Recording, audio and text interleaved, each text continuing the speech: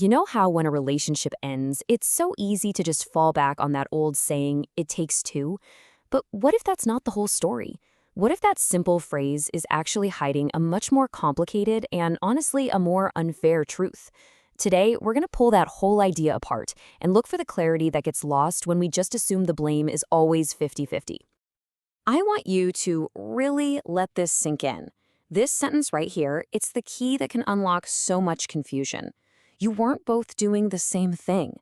It sounds so simple, but it totally pushes back against that default setting in our brains that just wants to split the blame right down the middle. It suggests that maybe, just maybe, the scale wasn't balanced at all. And this is the story we tell ourselves, right? The It Takes Two narrative paints this picture of two people, each locked away in their own little castle of fear, totally unable to build a bridge.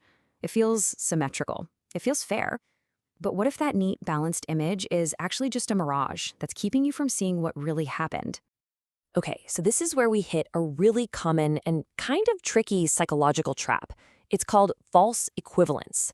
Basically, it's this mental shortcut our brain takes, where we look at two things that seem kind of similar on the surface and just assume they're the same. And when it comes to relationships, this little trap can keep you stuck in a loop of confusion for years.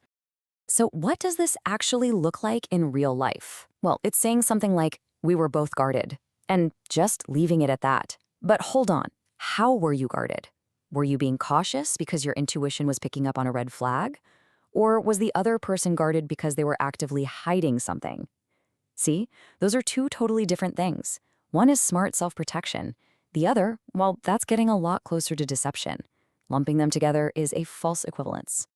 And the second you stop lumping those two things together, the whole picture just shifts. Suddenly you realize this isn't a story of two similar people who just couldn't make it work. It's a story of two people playing completely different games with totally different intentions. One person was operating with integrity, and the other person, well, they weren't. All right, enough theory. Let's get real and look at the hard facts.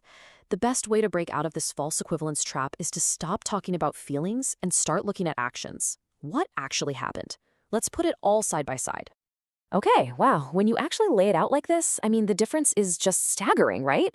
Look at the left column. Showed up honestly, was dependable, was vulnerable. These are the actions of someone trying to build something real. Now look at the right. Took what he could get, was not dependable, performed a version of connection. Come on, these two columns aren't just different, they're from different planets. And that's really what it all boils down to. You were honest. He wasn't. You were dependable. He wasn't. It's not some deep, complicated, emotional puzzle. It's that simple. Black and white. And once you let yourself see that, all that fog of we were both to blame just starts to burn away. So this brings up a really big question, right? If your actions were so solid, what about that whole guarded thing? We're so often taught that being guarded is a bad thing, a wall we put up. But what if it's not? What if what you've been calling a wall was actually a healthy, necessary boundary? And this right here is a total game changer. How many times have you beaten yourself up for not being more open or more trusting?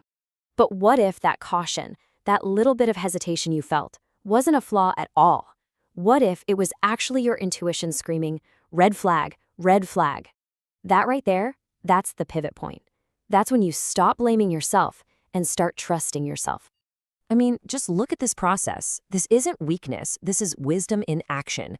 First, you saw the truth. Your gut, your brain, whatever. It knew you couldn't trust him. So what did you do? You protected yourself accordingly. You put up a boundary. That's smart. And then what happened? His actions proved you were right all along. Your caution was completely justified. See? That's not being guarded in a bad way. That's being brilliant. So, when we put all of these pieces together, the false equivalence, the difference in actions, the reframing of your boundaries, what do we get? You get a total 180 on the original story. Everything flips on its head. You know that nagging little voice? The one that whispers in your ear late at night, maybe you're just fooling yourself, or what if you were the problem? Well, that voice gets real quiet when you look at the facts. The evidence just doesn't back it up. And in its place, a much stronger, clearer story emerges. This isn't a story about confusion. No, it's a story about clarity. It's about how you actually saw the situation and the person for exactly what they were, probably right from the start. So let's reframe this. This is not a story about your failure to connect. No way. This is a story about your success.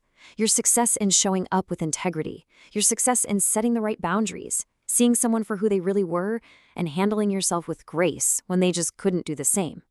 Now that is a story of strength. So that leaves us with one last really simple question.